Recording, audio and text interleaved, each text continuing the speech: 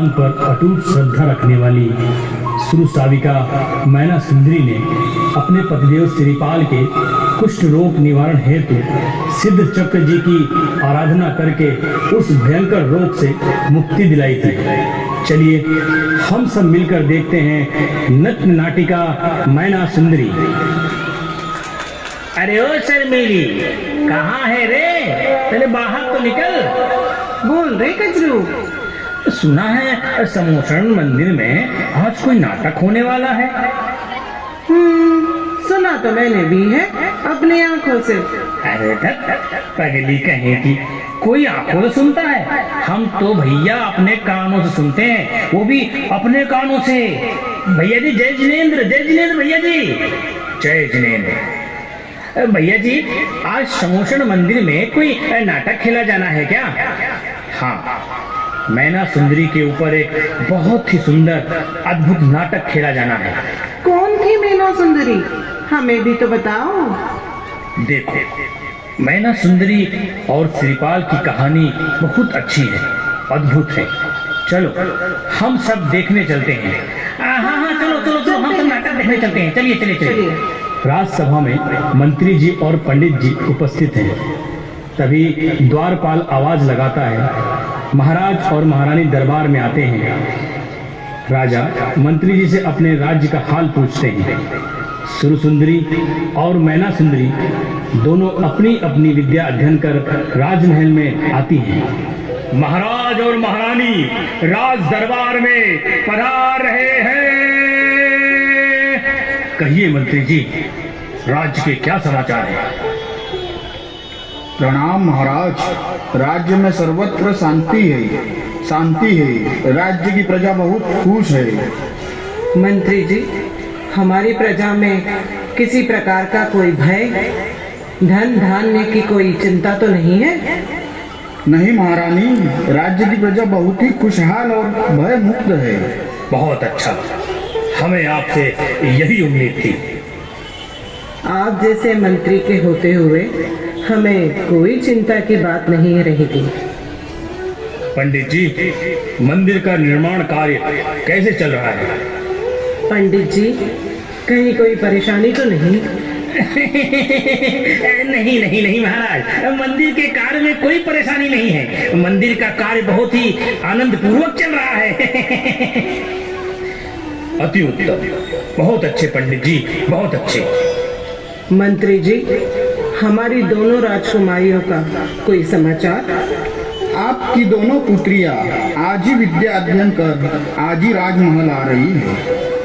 क्या हमारी दोनों पुत्रियां आज ही राजमहल आ रही हैं? बहुत अच्छे, अति उत्तम। राजकुमारी सुरसुंदरी राजमहल में पधार रही है।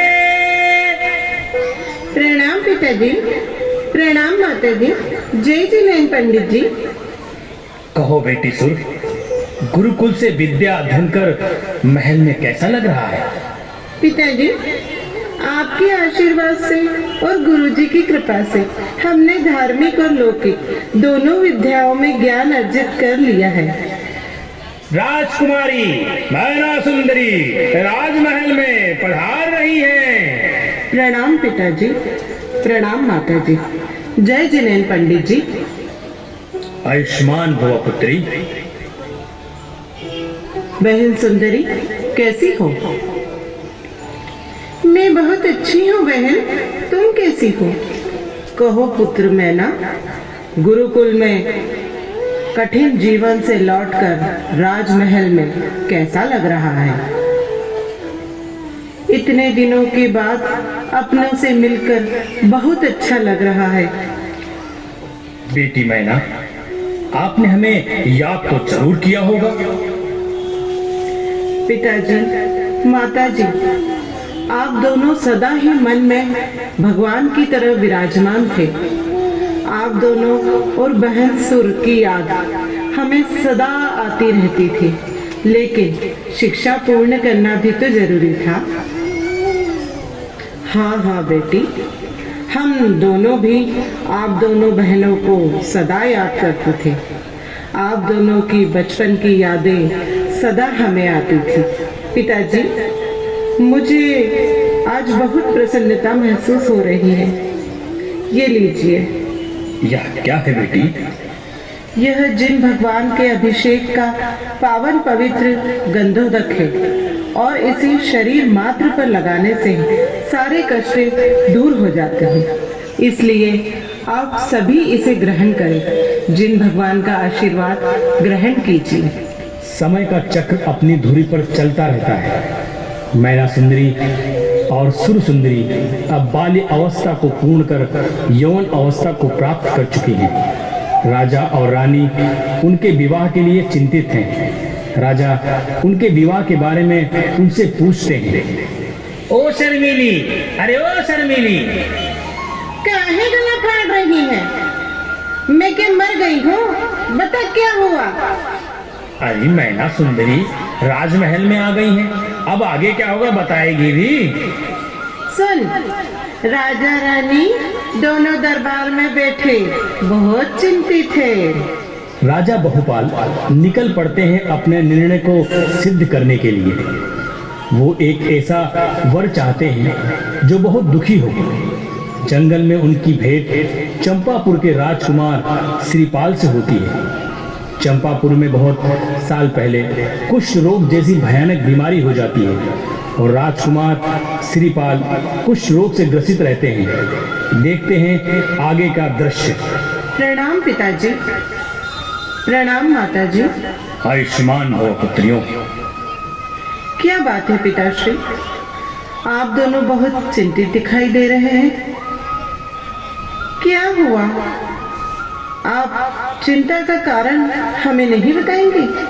पुत्रियों, आप दोनों अब बाल्य अवस्था को पूर्ण कर चुकी हो और यौवन अवस्था प्राप्त कर चुकी हो। हम दोनों चाहते हैं आप दोनों की किन्हीं सुयोग्य राजकुमारों से विवाह कर दें। पर हम तुम दोनों की इच्छा जानना चाहते हैं। क्या आप दोनों ने अपने लिए कोई सुयोग्य वर के रूप में किसी को पसंद किया है? कहो पुत्री सूर। हाँ पिताजी, मैंने कौशंबी के राजकुमार को अपने वर के रूप में पसंद किया है। वाह, कौशंबी के राजकुमार तो हमारे परम मित्र हैं, क्यों मंत्री जी? हाँ महाराज, उसने तो हमारे बहुत घनिष्ठ संबंध है। हाँ महाराज, महाराज वो तो कुल बहुत प्रसिद्ध है और उच्च कोटि का कुल है महाराज। पुत्री सुर, आपने अपने लिए बहुत सुंदर वर का चयन किया है। हम होते तो हम भी ऐसा ही वर आपके लिए चुनते। महाराज, महाराज ये तो सुरपुत्री के लिए अति उत्तम वर है। बहुत ही उत्तम उच्च कोटि का कुल है महाराज। बहुत अच्छा है, बहुत अच्छा है। मैना, क्या आपने भी अपने लिए किसी को वर के रूप में पसंद किया है? पिताजी, ये आप क्या कह रहे हैं? कुलीन और शीलवती कन्याएं अपने वर का चयन स्वयं नहीं करती। माता पिता, गुरुजन और परिवार के द्वारा चयन किया गया वर उसके लिए अति उत्तम होता है और बाकी कन्या के भाग्य पर निर्भर है। भाग्य का लिखा मिटाए नहीं मिलता। यह ज्ञान मैंने अपने गुरुओं और जैन शास्त्रों से प्राप्त किया है। आगे आपकी जैसी इच्छा। वो तो मैं करूंगा ही, पर मैं तुम्हारी आंतरिक भावनाओं को जानना चाहता हूँ। बेटी, बेटी, तुम्हारा विवाह ऐसे वर से करना चाहता हूँ जो तुम्हें हमेशा खुश रखे, खुशहाल रखे, तुम्हें फूलों की तरह रखे। पिताजी, आप मुझे क्षमा करें। आप चाहते हैं मैं पूर्ण रूप से सुखी रहूं, मुझे कभी कोई कष्ट ना आए, तो ये आपके सामर्थ्य से बाहर है। क्या कहा? हमारे सामर्थ्य से बाहर है? हम इस विशाल राज्य के राजा हैं। यहाँ का एक एक पत्ता हमारी आज्ञा के बिना हिलता नहीं है और तुम कहती हो कि ये हमारे सामर्थ्य से बाहर है? धन, दौलत, वैभव, इनमें वो सामर्थ्य कहाँ जो किसी के जीवन को सुखी बना सके। प्रत्येक जीव को अपने पूर्व जन्मों का कर्म स्वयं ही भुगतना पड़ता है। चेत अचेत सभी जीवों का परिगमन जिस काल में जैसा होना है वैसा ही होता है और उसे बदलने का सामर्थ्य आप में क्या, इंद्र धनेन्द्र तो क्या स्वयं जिन भगवान में भी नहीं है। जो जैसा कर्म करता है उसे वैसा फल भुगतना पड़ता है। पिताजी सब कर्मों के अधीन है, सब कर्मों के अधीन है। मैना, ये तुम्हारी हट बोल रही है। नहीं पिताजी, ये मेरा हट नहीं अटल सत्य है। पिताजी मैना, आप दोनों इस तरह व्यर्थ की बहस ना करें, शांत हो जाए। मैना, ये हट छोड़ दो। मैं तुम्हें एक और मौका देता हूँ। मैं तुम्हारा विवाह एक सुयोग्य वर से करूंगा। छोड़ दो ये हट। कौन किसका आधार जगत में, कौन किसका आधार जगत में, सब अपने आधार। कौन किसका आधार जगत में, कौन किसका आधार। पर को जो आधार समझता, पर को जो आधार समझता, वह मूर्ख सरदार। पिताजी वह मूर्ख सरदार। मैना, चुप करो मैना। सम्यक दृष्टि जीव का निर्णय अटल होता है, अटूट होता है। उसे किसी का मोह शोक विचलित नहीं कर सकता। मुझे मेरे भाग्य पर पूरा भरोसा है। भाग्य भाग्य भाग्य, तुम्हें समझ नहीं आता? तुम्हारे भाग्य की डोर मेरे हाथों में है। मैं जहाँ चाहूँ उसे घुमा सकता हूँ। मैं इसके लिए ऐसा वर चुनूंगा जो दुनिया में सबसे दुखी हो। जब ये वन मन भटकेगी तब इसको समझ में आएगा, तब इसको समझ में आएगा। महाराज, क्रोध में लिया गया निर्णय उचित नहीं होता। महाराज, एक बार आप पुनः विचार करें कि इस निर्णय पे पुनः विचार करें महाराज। अब हम कोई विचार नहीं करेंगे। हम मैना का विवाह वही करेंगे जहां हम चाहेंगे। महाराज, शादी विवाह जीवन भर का संबंध होता है। आप इस पर पुनः विचार कीजिए एक बार। मुझे अब कुछ नहीं सुनना, कुछ नहीं सुनना। सैनिक श्रीपाल और उनके साथियों को राजमहल में लाते हैं। राजमहल में खड़े लोग अपने मुख पर वस्त्र लगा रहे हैं क्योंकि श्रीपाल और उनके साथियों से बदबू आ रही है। रानी, मंत्री, पंडित सभी यह देखकर चौंक जाते हैं। मैना सुंदरी व सुर सुंदरी को राज दरबार में बुलाया जाता है। मोक्ष के प्रेमी हमने कर्मों से लड़ते देखे।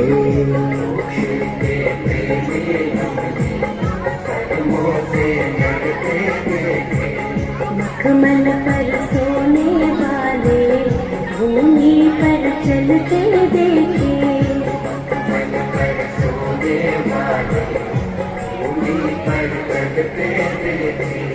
काया की सुध छोड़ी, काया की सुध छोड़ी, गीदड़ तन खाते देखे। काया की सुध छोड़ी, गीदड़ तन खाते देखे।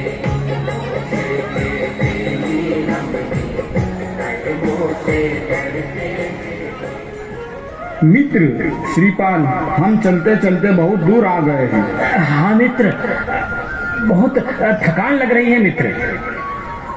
हाँ मित्र, चलते चलते हम बहुत थक गए हैं मित्र। बहुत प्यास भी लग रही है मित्र। अरे मित्र, यहाँ का सौंदर्य अद्भुत है। चारों ओर हरियाली हरियाली है और पास में ही तालाब भी है। कुछ देर यही आराम किया जाए। ठीक है मित्र, हम सब कुछ समय यहाँ आराम कर लेते हैं, फिर आगे प्रस्थान करेंगे। मंत्री जी, ये लोग कौन हैं और इस वन में क्या कर रहे हैं? जाइए, जाकर पता लगाइए। जाइए। जो आज्ञा महाराज। बंधुजन, आप सब कौन हैं और कहाँ से आए हैं? आप अपना परिचय हो। श्रीमान, मैं श्रीपाल हूँ। हम सब चंपापुर से आए हैं। आप सब इतने उदास क्यों हैं और इस भयंकर जंगल में क्या कर रहे हैं? श्रीमान, प्रत्येक जीव को अपने पूर्व जन्म का कर्म भोगना पड़ता है। शायद वही कर्म हम भोग रहे हैं। हमें कुछ रोग हो गया है। हमारे शरीर से बहुत गंध आती है। राज्य के सभी लोग हमारे इस कुष्ठ रोग से परेशान थे, इसलिए हम राजपाट छोड़कर वन वन भटक रहे हैं। चिंता मत करो, हमारे राजा आपसे मिलना चाहते हैं। राजा हमसे मिलना चाहते हैं? हमसे मिलकर क्या करेंगे? हम इस कुष्ठ रोग से ग्रसित हैं। हमारे शरीर से दुर्गंध आ रही है, पस निकल रहा है शरीर से। नहीं, हमारे राजा बहुत दयालु और कोमल हृदय के हैं। देखो श्रीमान, हमारे राजा चाहते हैं कि आप हमारी राजकुमारी मैना सुंदरी से विवाह करें। क्या कहा आपने? राजकुमारी मैना सुंदरी से विवाह? नहीं, मैं एक कुष्ठ रोगी, मेरे शरीर से दुर्गंध आ रही है, शरीर से पस निकल रहा है, मैं यह विवाह नहीं कर सकता। हम कुछ सुनना नहीं चाहते। आप हमारी पुत्री से विवाह अवश्य करेंगे। नहीं महाराज, पहले ही कर्म बंध के कारण मेरी ये दशा हुई है। पता नहीं मेरा कर्म बंध आगे मुझसे क्या क्या कराएगा। आपको मैना से विवाह करना ही पड़ेगा। उसे भी पता चले उसका भाग्य उसे क्या कष्ट भोगने के लिए बाध्य कर रहा है। नहीं महाराज, नहीं, मैं ये पाप नहीं कर सकता। पता नहीं मेरा कर्मबंध मुझे क्या क्या करवाएगा। वाह, ये भी कर्मबंध और भाग्य की बात करते हैं। बहुत अच्छा, तब तो मैना से विवाह तुम्हें ही करना पड़ेगा। सैनिकों, ले चलो इन्हें राज दरबार में। चलो जल्दी चलो जल्दी आते। इस प्रकार राजा की आज्ञा पाकर मंत्री जी ने चारों ओर मैना और श्रीपाल के विवाह की घोषणा कर दी। लेकिन सुकोमल मैना का विवाह एक कुष्ठ रोगी के साथ होने पर प्रजा में चारों ओर कौतूहल मचाया। वह शुभ दिन भी आ गया जब मैना और श्रीपाल का विवाह संपन्न होता है। देखो महारानी, हमने मैना सुंदरी के लिए ये वर चयनित किया है। महाराज, इनको तो कोढ़ है और इनके शरीर से बहुत दुर्गंध आ रही है। ये कौन है? ये चंपापुर के राजकुमार श्रीपाल है और इनसे श्रेष्ठ वर मैना के लिए और कोई नहीं हो सकता। परंतु महाराज, मैना कहाँ कोमल सुकोमल और ये भयंकर कुष्ठ रोग से ग्रसित, ये जोड़ी सही नहीं है महाराज, सही नहीं है। किंतु परंतु कुछ नहीं। अब मैं देखना चाहता हूँ कि मैना अपने भाग्य को कैसे बदलती है। राजकुमारी मैना सुंदरी राज दरबार में पधार रही है। पिताजी प्रणाम, माताजी प्रणाम। मैना, आज हम बहुत प्रसन्न हैं मैना। ऐसा क्या है आज पिताजी? मैना, हमने आपके लिए वर का चयन कर लिया है। ये राजकुमार श्रीपाल आपके लिए अति उत्तम वर के रूप में है। पिताजी, ये तो कुष्ठ रोग से ग्रसित है। मैना, मैं आपसे विवाह नहीं करना चाहता मैना, पर महाराज मेरी एक भी बात नहीं सुन रहे। पिताजी, ये आपका निर्णय है तो मुझे आपका निर्णय स्वीकार है। नहीं मैना, नहीं, मैं तुमसे विवाह नहीं कर सकता। तुम कोमल सुकुमार महलों में रहने वाली मुझ कोढ़ी के साथ कहाँ वन भटकोगी। नहीं मैना, नहीं। ये मेरे पिताजी का निर्णय है और मुझे यह सहर्ष स्वीकार है। पंडित जी, विवाह का शुभ मुहूर्त निकाला जाए। महाराज, आने वाली पंचमी को विवाह का अति शुभ मुहूर्त है और इस दिन विवाह के लिए अति उत्तम दिन है। बहुत शुभ रहेगा महाराज, बहुत शुभ। मंत्री जी, विवाह की तैयारी शुरू की जाए। जो आज्ञा राजा। राजकुमार श्रीपाल दूल्हे के रूप में बहुत ही सुंदर लग रहे हैं। चारों ओर बैंड बाजे की आवाज सुनाई दे रही है। सभी लोग उत्साह होके नाच रहे हैं। मैना सुंदरी भी बहुत ही सुंदर लग रही हैं दुल्हन के रूप में। सभी लोग झूम रहे हैं, नाच रहे हैं।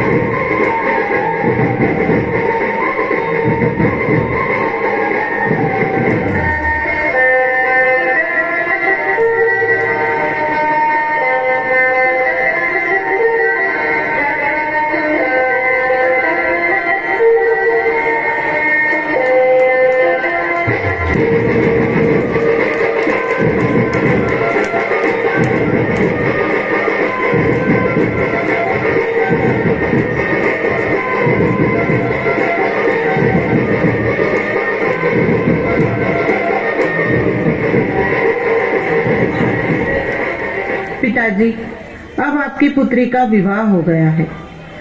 अब आप मुझे जाने की आज्ञा दें। पुत्री मैना, मैंने तुम्हारे साथ बहुत गलत किया है। मैंने अपने हट के कारण आपका जीवन बर्बाद कर दिया है।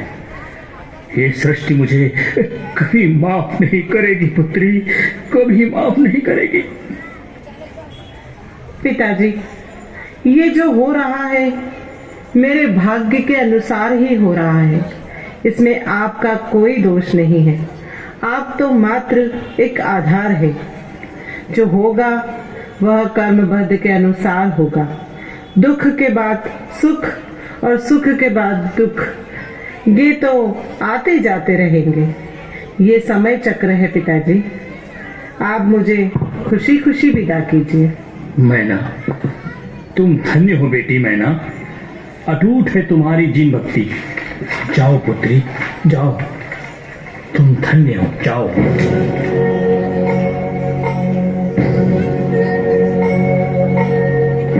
मैना सुंदरी कहे पिता से, भाग्य उदय जब आएगा, कोड़ी पति जो दिया आपने, कोड़ी पति जो दिया आपने, कामदेव बन जाएगा। बोल पिता बेटी से किसके भाग कथाती हो, सब कुछ मैंने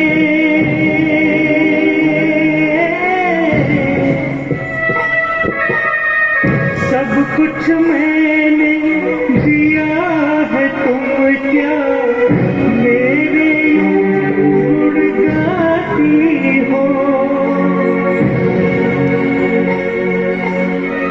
मैं ना बोली थोड़ी पिता ने दम भी होकर कोड़ करोगी बुलवाया, प्राणों से प्यारी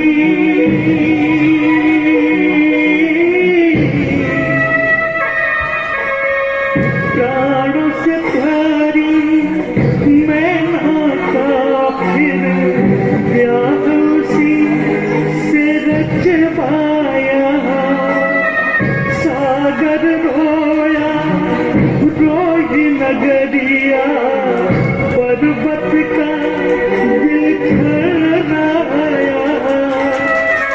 आई विदाई की बेला तो बाप का दिल भी भर आया। मेरी कहानी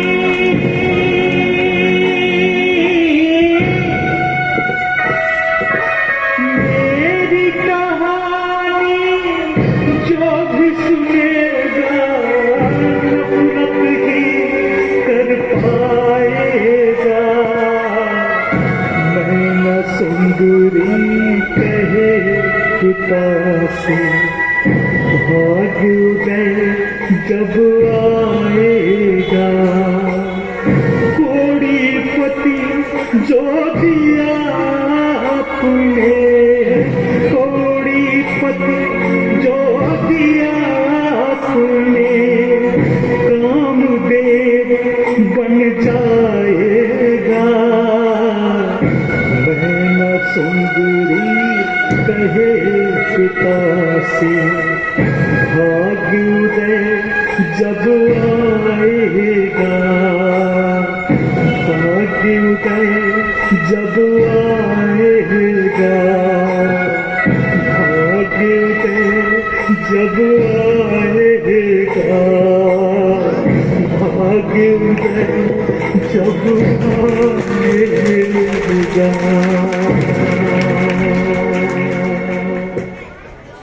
इस प्रकार विवाह होने के बाद मैना अपने पति श्रीपाल के साथ निकल पड़ती है अपना भाग्य उदय करने के लिए। मन में जिन भक्ति अटूट है, वन मन भटकते हुए भी वह अपने जैन सिद्धांतों को नहीं छोड़ती। जिन भक्ति करते हुए वह अपने कुष्ठ रोगी पति व उनके मित्रों की सेवा में लगी रहती है। स्वामी, हमें बहुत समय हो गया है इस प्रकार जंगलों में भटकते हुए, पर कोई सार्थकता नजर नहीं आ रही। अब हमें अपने पापों का क्षय करने के लिए तीर्थ वंदना के लिए चलना चाहिए। आपका क्या विचार है स्वामी? मैना, ये तो अति उत्तम विचार है। हमें तीर्थ यात्रा के लिए तुरंत चलना चाहिए। चलिए चलिए, हम अति शीघ्र ही निकलते हैं। चलिए चलिए।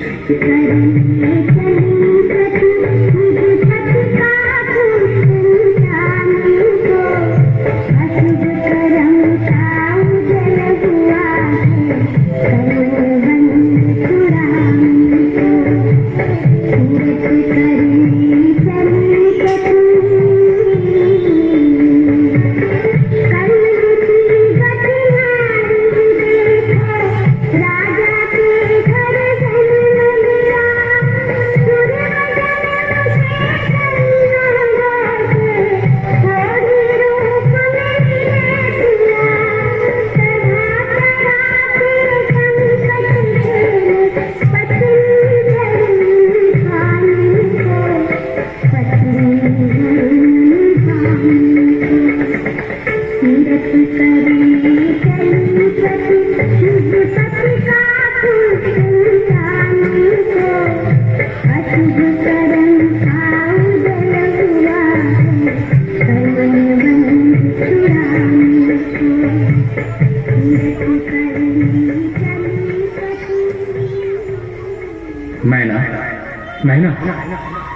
हमें बड़ी प्यास लग रही है मैना।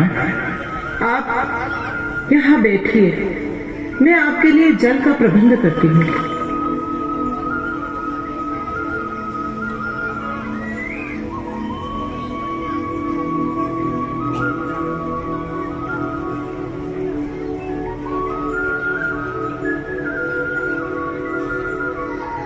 यह क्या, मेरे परम दिगंबर गुरु मेरे समक्ष बैठे हैं।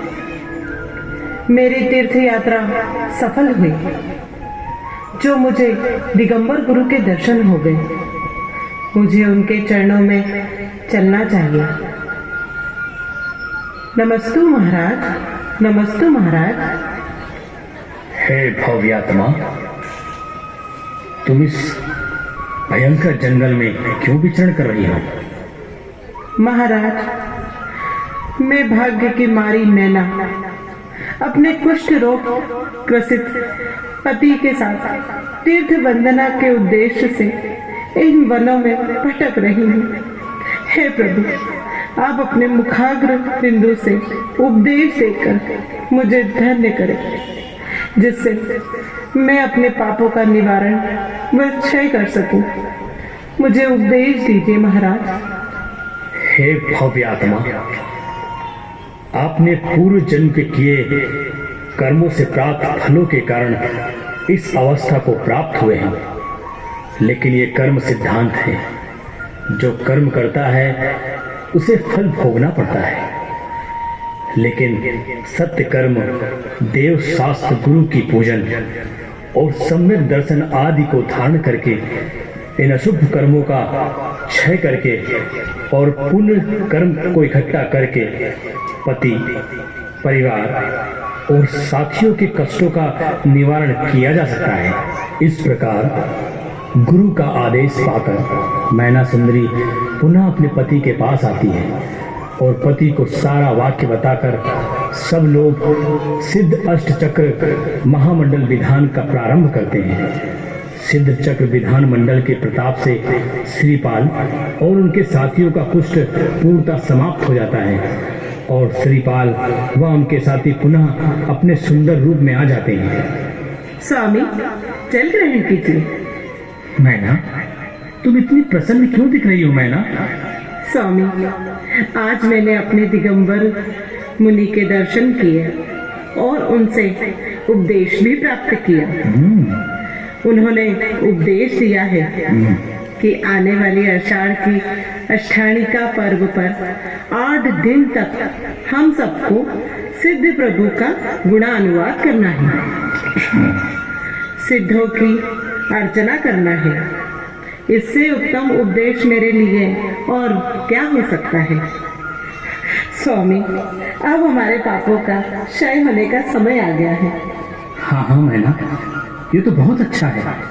मैं तुम्हें इस विधान करने के लिए आज्ञा प्रदान करता हूँ। इस प्रकार मैना अपने पति तथा अन्य लोगों के साथ मिलकर 8 दिन तक सिद्ध चक्र विधान का पाठ करते हैं। ओम ह्रीं परमशिवाय नमः। ओम ह्रीं परमशिवाय नमः। ओम ह्रीं परमशिवाय नमः। ओम ह्रीं परमशिवाय नमः। ओम ह्रीं परमशिवाय नमः।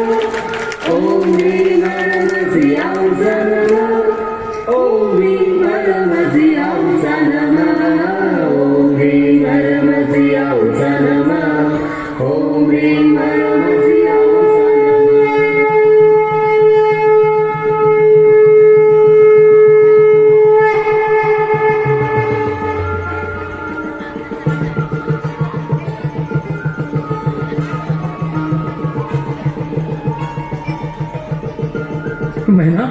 मैना, गुरुओं की वाणी सत्य हो गई मैना। हम सबका कुछ रोग पूर्ण रूप से ठीक हो गया मैना। स्वामी, मेरी आराधना सिद्ध हुई, चमत्कार हो गया। गुरुओं की वाणी सिद्ध हुई स्वामी, गुरुओं की वाणी सिद्ध हुई। हाँ हाँ मित्र श्रीपाल, हाँ हाँ हमारा कुछ दूर हो गया। मित्र, सिद्ध चक्र विधान का फल है। आप सब कामदेव के समान सुंदर हो गए हैं। मैना, ये तुम्हारी जिन भक्ति का ही फल है जो हमारा कुष्ठ रोग ठीक हो गया नैना, ठीक हो गया। हाँ स्वामी, ये सब सिद्ध चक्र महामंडल विधान का चमत्कार है। जब हम शुद्ध भावों से सिद्ध भगवान का गुणानुवाद करते हैं, लौकिक अनुकूलता स्वरूपी पुण्य धर्म सिद्ध हो जाता है और सारे दुख दूर हो जाते हैं। बोलिए, सिद्ध चक्र महामंडल विधान की जय हो, जय हो, सिद्ध चक्र महामंडल विधान की जय हो, जय हो, सिद्ध चक्र महामंडल विधान की जय हो, जय हो।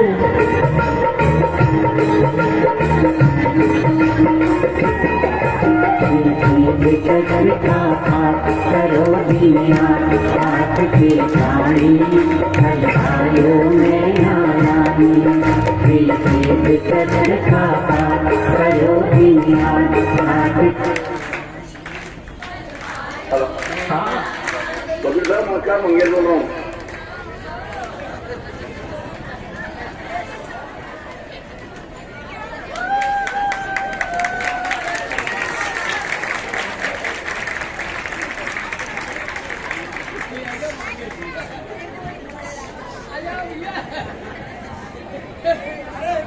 क्या भैया यार, कैसे कर रहे हो यार?